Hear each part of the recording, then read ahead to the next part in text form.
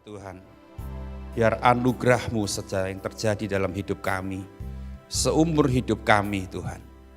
Kami percaya kami tidak pernah jauh dari anugerah Tuhan, dan anugerah-Mu selalu ada dan berlimpah bagi kami bersama keluarga-keluarga yang kami miliki. Ada anugerah Tuhan di dalam setiap bidang dalam hidup kami. Terima kasih Tuhan, kami bersyukur juga untuk anugerah-Mu pagi ini kami bisa menyembah Tuhan. Untuk anugerah-Mu pagi ini kami bisa merasakan dan menikmati hadirat-Mu. Terima kasih Tuhan, di tengah-tengah cuaca yang sejuk, dingin, kami tetap percaya bahwa ada kuasa Allah terjadi dalam hidup kami, dalam tempat ini. Menjamah setiap jemaat Tuhan, menjamah setiap jemaat-Mu yang ada di rumah-rumah. Kami percaya hadirat Tuhan tidak bisa dibatasi dengan ruang dan waktu. Dan kami percaya kami semua menerima anugerah-Mu pagi hari ini. Dalam nama Yesus, semua katakan amin. Selamat pagi, shalom saudara semuanya. Kita bersuka cita selalu di dalam hadirat Tuhan. Pembacaan kita hari ini yaitu Yehezkiel 13 dan Yehezkiel 14. Ya, saudara. Kalau saudara perhatikan di Yehezkiel 13 ada satu perikop di sana, hukuman terhadap nabi-nabi palsu. Ya, nabi-nabi palsu. Saya mau baca ayat 1, 2 dan 3 terlebih dulu. Di sana dikatakan, kemudian datanglah firman Tuhan kepadaku, hai umat manusia, bernubuatlah melawan nabi-nabi Israel. Bernubuatlah dan katakanlah kepada mereka yang bernubuat sesuka hatinya saja. Dengarlah firman Tuhan. Beginilah firman Tuhan Allah. Celakalah nabi-nabi yang bebal, yang mengikuti bisikan hatinya sendiri, dan yang tidak melihat sesuatu penglihatan. Saudara, kalau kita lihat di zaman akhir ini, banyak hamba-hamba Tuhan yang menamakan, memposisikan dirinya sebagai seorang nabi. Dia dicari di sana, dicari di mana-mana, dia dikerumuni orang banyak selalu, ya seolah-olah dia adalah nabi Tuhan yang suka bernubuat. Ya, orang Kristen di Surabaya kan suka begitu. Ya, saya dengar kalau orang Kristen di Jakarta dia nggak terlalu suka nubuat-nubuat. Ya saudara, entah kenapa, karena mungkin kotanya lebih gede atau gimana. Tapi menurut survei, bukan menurut saya, menurut survei, orang Kristen di Surabaya ini sangat mengejar nubuat-nubuat. Ya, kalau ada hamba-hamba Tuhan yang bisa bernubuat, itu selalu banyak orang datang ke situ. Ya, dan tidak peduli nubuatnya itu cocok atau enggak cocok, tapi yang penting saudara, kalau namanya orang bernubuat itu kan yang dinubuatkan itu lebih banyak hal yang baik, lebih banyak hal yang positif, ya kan. Saya itu beberapa waktu yang lalu mengalami banyak tekanan, banyak masalah dalam diri saya. Saya itu menghubungi seorang hamba Tuhan, saudara. Ya, saya tahu hamba Tuhan ini adalah hamba Tuhan yang dipakai Tuhan. Saya tidak sebut namanya. Hamba Tuhan yang dipakai Tuhan, yang dipercayai oleh Tuhan untuk dia bisa bernubuat dan sebagainya, dikaruniai seperti itu oleh Tuhan.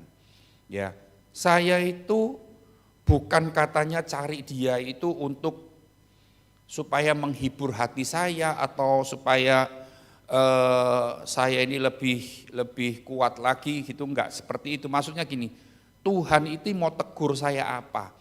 Kesalahan saya kan, saya itu harus tahu bahwa setiap hal itu pasti, setiap orang pasti punya kekurangan, pasti punya kelemahan. Saya tuh ingin supaya kekurangan saya itu melalui hamba Tuhan yang saya hubungi itu, Tuhan tuh ngomong sama saya. Saya enggak kepingin Tuhan tuh ngomong yang baik-baik saja. Tapi yang penting bagi saya Tuhan tuh ngomong apa kekurangan saya, apa kelemahan saya, apa yang saya harus ubah. Itu yang lebih penting. Karena bagi saya, kalau saya tahu kekurangan saya, kalau saya tahu kelemahan saya pasti akan berubah. Dan dengan berubahnya saya, pasti Tuhan akan melakukan sesuatu yang baik bagi saya. Itu kan pikiran saya begitu. Tetapi 3 kali saya hubungi dia ini ngomong yang baik-baik terus untuk saya. Bukan yang baik-baik saya bagaimana enggak. Maksudnya kamu sudah melakukan bagianmu. Ya, ini contohnya. Secuplik saya kutip itu. Kamu sudah melakukan bagianmu. Aku akan terus menopang kamu. Dan kamu enggak perlu khawatir apapun, ya. Aku akan melakukan sesuatu yang di luar kemampuanmu dan sebagainya. Pokoknya intinya seperti itu, saudara. Saya itu pertama kali dibicarakan, dinubuatkan seperti itu, saya ya bersyukur. Lalu kedua kali saya hubungi dia lagi setelah beberapa hari kemudian, saya ingin mungkin Tuhan itu ada menegur saya dan sebagainya seperti tadi saya bilang. Tapi kata-katanya tuh persis. Bahkan lebih jelas lagi yang kedua itu daripada yang pertama. Dan saya bersyukur sama Tuhan. Dan yang ketiga saya hubungi dia lagi, kata-katanya tuh sama semua, maksudnya dia juga enggak ngerti persoalan saya, dia juga enggak tanya persoalan saya, dia juga enggak mewawancarai saya, tidak. Tapi yang dia ngomong tuh semua itu benar apa yang saya lagi alami, saudara. Dan waktu itu saya cuma bersyukur. Saya ngomong sama saudara tadi, menurut survei bahwa orang di Surabaya, orang Kristen di Surabaya itu terlalu suka dinubuatkan oleh hamba-hamba Tuhan. Kita hari ini tidak berbicara tentang hamba-hamba Tuhan, nabi-nabi Tuhan yang suka bernubuat. Saya tidak berbicara soal itu. Cuman saya ingin sampaikan begini. Ternyata di Yehezkiel 13 dan Yehezkiel 14, Tuhan itu sangat murka, Tuhan itu sangat geram kepada nabi-nabi palsu. Ya. Sampai di ayat yang kedua dia bilang ini, hai anak manusia, ya Allah berbicara kepada siapa? Yehezkiel. Dia bilang gini, bernubuatlah melawan nabi-nabi Israel. Jadi di Israel itu ada nabi-nabi yang Tuhan katakan itu nabi-nabi palsu. Dia menyuruh mengutus Yehezkiel untuk bernubuat melawan nabi-nabi palsu itu dan katakan kepada mereka yang bernubuat sesuka hatinya saja, dengarlah firman Tuhan. Karena begini saudara, ya sedikit sebelum saya menjelaskan lebih lanjut, mungkin di akhir zaman ini banyak orang yang seperti dikatakan ya, dia cuman menubuatkan sesuatu yang baik, kamu akan menerima ini 3 bulan lagi, kamu akan diberkati, Tuhan akan melakukan begini-begini, semua orang suka. Dan mungkin itu akan membuat pelayanannya semakin laris, gitu kan, semakin dicari orang, karena orang semua cari dia, karena nubuatnya selalu bagus. Yang penting bagi saya dari dulu saya pernah ngomong di sini, yang penting itu bukan nubuatan yang bagus. Yang penting itu nubuatan itu kalau dari Tuhan itu terjadi dalam diri kita. Walaupun nubuatan saya tahu, saya punya teman saya itu bangkrut saudara. Teman saya itu bangkrut. Dia dari orang kaya raya saudara. Dari orang kaya raya dia habis semuanya. Entah saya nggak tahu kesalahannya dia itu apa. Dia ini seorang ibu sangat bersahabat dengan seorang hamba Tuhan yang kalau saya ngomong pasti saudara tahu semua dan itu sering diundang di sini hari Kamis. Zaman dulu belum ada Covid. Kalau sudah pokoknya dia kalau di sini datang waduh pasti ramai gitu ya. Ruangan ini sudah enggak cukup. Dan dia sangat bersahabat dengan hamba Tuhan itu. Kemana-mana justru waktu dia jatuh, bangkrut, dia terus di sampingnya dia terus dinubuatkan. Tapi sampai hari ini ada sudah 4 tahun, saudara. Dia tidak bangkit-bangkit. Bahkan hutangnya di mana-mana, bahkan sampai habis-habisan. Saya terakhir 1 tahun yang lalu mungkin ke rumah dia. Rumah yang di daerah barat, saudara. Saya tidak sebut apa ini namanya daerah mana. Di daerah barat, rumah daerah mewah. Itu dia sudah tinggal seorang diri, ya. Dulu kalau saya ke sana itu rumah itu semarak, gitu ya. Rumah itu mewah dan rumah itu, waduh, pokoknya ramai dengan sukacita lah maksudnya. Tapi 1 tahun yang lalu saya ke sana. Saya bukan ke sana mau doakan dia, tapi untuk urusan lain. Saya lihat rumah itu sowung. Tahu sowung kan, saudara orang Jawa kan ngerti. Bahkan barang-barang ini sudah habis semua. Kursi-kursi, sofa-sofa ini sudah tidak ada semua. Mau duduk itu cari dengklik. Ada 1, 2 dengklik. Dan begitu maksudnya ngenes gitu bagi saya gitu, seorang dengan kondisi seperti itu. Ya saudara, padahal dia bersahabat dengan seorang hamba Tuhan yang jago bernubuat ini. Tapi sampai hari ini tidak ada seolah-olah tidak ada perubahan dalam hidupnya. Saya berhenti untuk menyampaikan tentang hamba Tuhan, nabi palsu. Saya tidak membahas seperti itu. Cuman saya ingin sampaikan begini, kenapa Tuhan marah kepada nabi-nabi palsu? Tuhan yang marah itu karena kebohongannya. Saudara tahu toh, kalau namanya palsu itu pasti kan bukan asli. Palsu itu pasti sesuatu yang bohong gitu ya. Ya saudara kalau pakai tas LV yang palsu, ya tahu saudara. Saudara kan sepertinya saudara pakai sesuatu yang kayaknya asli di luar, tapi kalau orang tahu bahwa dipegang begini aja, dipegang selerekannya gitu aja tahu, oh ini bukan asli. Ya toh. Tapi maksudnya kalau palsu itu kan sesuatu yang bohong gitu kan saudara. Yang Tuhan marah itu itunya, kebohongannya itu saudara. Itu yang Tuhan benci. Mungkin saudara pagi ini bicara begini, saya tidak jadi hamba Tuhan yang bernubuat loh Pak. Saya bukan hamba Tuhan yang suka doa-doain orang. Saya ini jemaat biasa. Berarti saudara merasa aman toh? Saudara merasa lega toh? Berarti saya tidak seperti yang dibicarakan di sini. Oh saudara, ayat ini tidak khusus bicara soal hamba Tuhan atau nabi palsu. Tapi ini yang saya katakan tadi, Tuhan itu sebetulnya marahnya, geramnya itu kepada kebohongannya.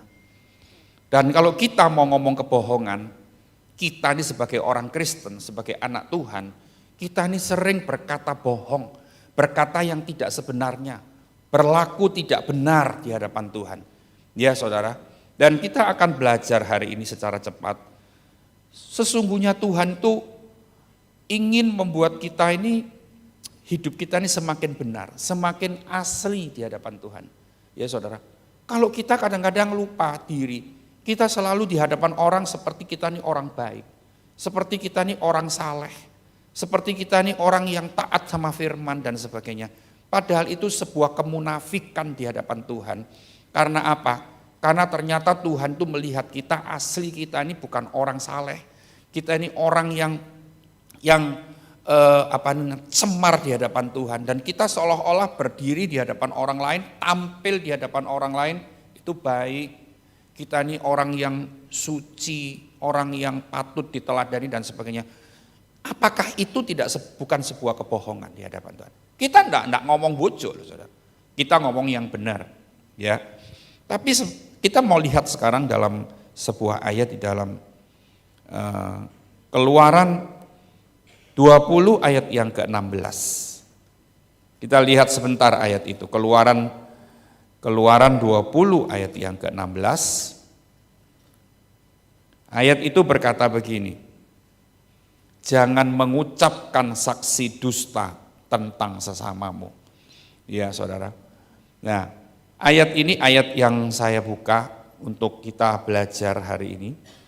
Dan satu ayat lagi di dalam kitab Injil Matius 5 ayat yang ke-37, ayat itu berkata begini,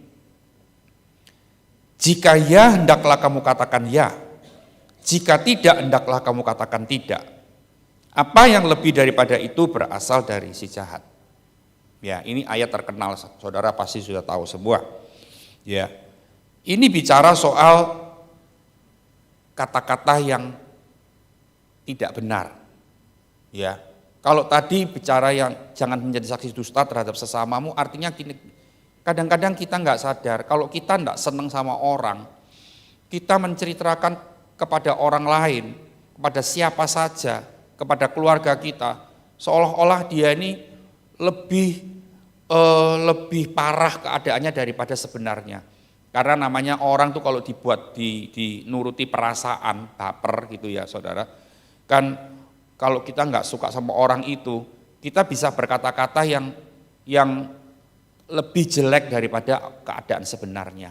Nah, itu juga kita tahu bahwa itu juga sebagai satu bentuk kebohongan. Nah, saudara tahu, yang pertama gini, bagaimana kita lepas dari kebohongan, ini yang penting. Jangan sampai kita nggak sadar. Kita ini setiap hari melayani Tuhan, kita setiap hari berdoa cari Tuhan, tapi ternyata kita ini juga di hadapan Tuhan kita ini banyak kebohongan di dalam diri kita sehingga kita ini di hadapan Tuhan nol, tidak ada apa-apanya. Ya saudara, yang menilai itu kan Tuhan sendiri. Manusia bisa keliru menilai kita. Tadi saya bilang, kalau kita munafik di hadapan orang, orang bisa keliru menilai kita. Tapi kalau Tuhan nggak bisa keliru menilai kita. Nah, saudara lihat, kita harus tahu yang pertama apa yang harus kita lakukan ketika kita mau lepas dari kebohongan. Yang pertama, kita harus pahami apa saja yang termasuk dalam kebohongan itu. Kita harus sadar apa saja yang termasuk dalam kebohongan. Ngomong bohong itu bukan cuma mulut ini ngomong ya, harusnya iya ngomong enggak. Gitu. Saudara sudah enggak seperti itu mungkin. Tapi ada bentuk-bentuk kebohongan yang lain yang saudara tidak sadar di hadapan Tuhan. Nah itu kita mesti pahami. Seperti tadi saya bilang, kita membesar-besarkan kesalahan orang. Ini sesuatu kebohongan. Ya saudara.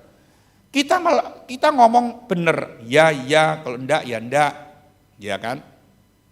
Tapi kan banyak orang Kristen juga belum bisa seperti itu. Ya ngomong enggak ngomong iya, dan sebagainya. Ya kan saudara. Dan akhirnya apa yang terjadi? Ya, kita di hadapan Tuhan seperti nabi-nabi palsu di dalam kitab Yehezkiel. Nah, saudara, orang Kristen yang suka janji tidak tepat, ini apa tidak sebuah kebohongan? Jadi saya ingin memberikan fakta, menunjukkan kepada saudara, yang termasuk kebohongan itu apa saja, yang kita kadang-kadang tidak sadari. Jadi kalau kita mau lepas dari kebohongan, kita harus paham apa saja yang ada di dalam, yang termasuk kategori bohong itu apa saja. Supaya kita menghindari itu. Ya, membesar-besarkan fakta misalkan. Ya toh, itu termasuk dalam sebuah kebohongan. Janji tidak tepat. Tadi saya bilang, kalau kita berjanji mudah saja. Ya saudara, banyak kali kita seperti itu. Kita ngomong besar, saudara tahu-tahu ada orang yang suka ngomong gede. Oh, gini. Gitu kan. Tapi padahal tidak ada realitasnya. Tidak ada buktinya semua. Ya, itu sebuah kebohongan. Nomor satu kita mesti memahami itu. Yang kedua, firman Tuhan ngajari kita kalau kita mau mengurangi kebohongan atau lepas dari kebohongan, kurangi bicara. Saudara. Mungkin saudara kaget dengan uraian saya nomor 2 ini. Tapi memang itulah. Kita lihat saudara. Kita lihat dari Amsal 10 ayat 19. Ya. Mungkin saudara tadi kaget ngomong kurangi bicara. Dan saudara merasa begini. Loh kalau aku ini memang dilahirkan dengan bakat senang bicara. Suruh diem itu, stres. Iya toh? Orang saudara kalau ketemu orang, tuh ngomong terus enggak ada habisnya, gitu kan. Pernah enggak lihat orang seperti itu? Ya mungkin saudara tahu bahwa dia punya pembawaan seperti itu. Dan saudara menghargai setiap pembawaan orang, bagus. Tapi firman Tuhan bilang di dalam banyak bicara itu ada banyak kesalahan. Amsal 10 ayat 19. Di dalam banyak bicara pasti ada pelanggaran, firman Tuhan bilang. Ya, saya mau ambil yang A saja. Jadi kalau saudara mau kurangi kebohonganmu dengan mulutmu, saudara lebih baik kalau saudara itu kurangi bicara. Ya. Satu ayat lagi, Amsal 15 ayat 28. Amsal 15 ayat 28. Hati orang benar menimbang-nimbang jawabannya, tetapi mulut orang fasik mencurahkan hal-hal yang jahat. Ini saya baca satu buku dari satu tokoh namanya Bill Hybels. Dia ini bicara gini, dia mengajar kepada di bukunya itu, secuplik saya sampaikan pada saudara. Nggak usah gini, maksudnya gini. Nggak usah kita itu setiap kali harus berpartisipasi dalam tiap pembicaraan. Artinya tuh gini loh, dia tuh ngajarin dari dalam bukunya gini. Dalam kelompok, dalam sebuah komunitas, dalam sebuah pelayanan, ada banyak orang kan. Oh, kalau ada banyak orang tuh kan rame. Oh, ini ngomong gini, ini ngomong gini. Bukan ngomong yang jelek loh. Ini ngomong sesuatu, pokoknya banyak orang, ada 10 orang ya. 10 orang bisa bicara. Dia ngajar dalam bukunya gini, enggak haruslah dalam sebuah kelompok, dalam sebuah komunitas, dalam sebuah perkumpulan, dalam sebuah apa, kita ada di sana, kita harus ikut berpartisipasi ngomong, enggak harus seperti itu. Artinya gini, lebih baik kalau kita nih mengurangi perkataan kita. Karena firman Tuhan sudah ngomong, dalam banyak bicara itu banyak pelanggaran. Ayat ini kadang-kadang jarang dipakai, jarang kita baca, ya. Tapi dalam hal mengurangi kebohongan, firman Tuhan mengajar banyak diem. Banyak ada satu atau apa itu namanya kalimat yang bagus, diam itu emas, ya. Jadi kalau saudara artinya gini. Kalau saudara mau belajar banyak diam, ya, bukan diam karena mangkel, karena dendam, bukan. Hati tetap lapang, hati tetap bersih, hati tetap sukacita, tapi kurangi bicara, gitu kan. Firman Tuhan sudah ngomong biar kamu cepat mendengar tapi lambat untuk bicara. Ada toh ayat seperti itu? Gitu. Makanya Tuhan kasih 2 telinga, 1 mulut sama kita. Jadi lebih baik kalau kita ini enggak banyak ngomong. Walaupun kita ada dalam satu kelompok, semua orang guyon ngomong. Kita cuman responi aja dengan gaya kita, mau ketawa, mau senyum, mau apalah, itu lebih baik daripada melok-melok ngomong. Jadi Bill itu tadi ngomong, nggak perlu ikut berpartisipasi. Saudara tahu toh kata berpartisipasi? Artinya selalu ikut. Lebih baik saudara mengurangi bicara. Firman Tuhan bilang itu lebih baik. Yang ketiga, tadi yang pertama kalau saudara mau mengurangi kebohongan, saudara harus pahami apa saja yang termasuk kebohongan itu. Saya berdoa biar Roh Kudus di rumah nanti berbicara sama saudara. Saya coba kasih 3 atau kasih 4 tadi. Ya, contohnya membesar-besarkan fakta, atau bicara tentang orang ini lebih nemen dari yang sesungguhnya, janji tidak tepat, ngomong gede, gitu ya, saudara. Itu cuman sekelumit contoh saja, tapi saya berdoa biar Roh Kudus memberikan pengertian kepada saudara, apalagi yang termasuk dalam kebohongan yang kita harus hindari. Itu yang pertama. Kedua, caranya mengurangi bicara, ya saudara. Nah, orang bicara, banyak orang di sekeliling kita, ya. Saya lihat ada orang yang kalau tambah tua, tambah diem. Dulu waktu masih muda lebih lincah, tapi lebih usianya lebih senior, dia lebih banyak diem. Ya, nggak tahu kenapa. Ya, tapi saya memang melakukan yang nomor 2 ini. Tapi kalau saya lagi ada dalam satu perkumpulan yang karena saya seorang pemimpin, saya harus banyak bicara, ya saya banyak bicara. Tetapi kalau enggak, misalkan saya lagi reuni gitu dengan teman-teman, lagi makan dengan teman-teman, kan enggak ada urusan pemimpin dan apa dan sebagainya. Enggak ada urusan seperti itu. Saya lebih banyak diam. Ya, mengomentari itu satu kecap, 2 kecap aja yang penting. Ya toh. Saya belajar seperti itu. Ya memang yang saya pelajari dalam hidup saya sharing kepada saudara. Yang ketiga, yang terakhir, biasakan untuk berkata yang benar. Yang tahu benar atau enggak benar kita sendiri. Jadi sesuatu itu benar atau enggak benar kita pasti tahu. Jadi kita harus melakukan sesuatu yang memang benar, ya ngomong yang seperti itu. Jangan ditambah-tambahin, jangan dikurang-kurangin. Banyak orang, ya toh, saudara, saya baca satu kalimat itu rodok lucu. Hati-hati kalau ngomong sama orang, dia bilang gitu. Kadang ini ngomongnya nih ketan, tapi sampai di sana sudah jadi tape, gitu ya saudara. Ini omongan kan bukan apa. Kalimat ini kan kayak guyonan gitu toh. Tapi mengandung makna. Jadi artinya gini, kalau kita ngomong, orang sampai ke orang yang keberapa itu bisa berubah omongannya. Bisa ditambahi, bisa keliru, bisa dikurangi. Yang penting enggak ada, yang enggak penting bisa ada, begitu kan saudara. Nah, jadi kita yang tahu semuanya itu, jadi kita harus.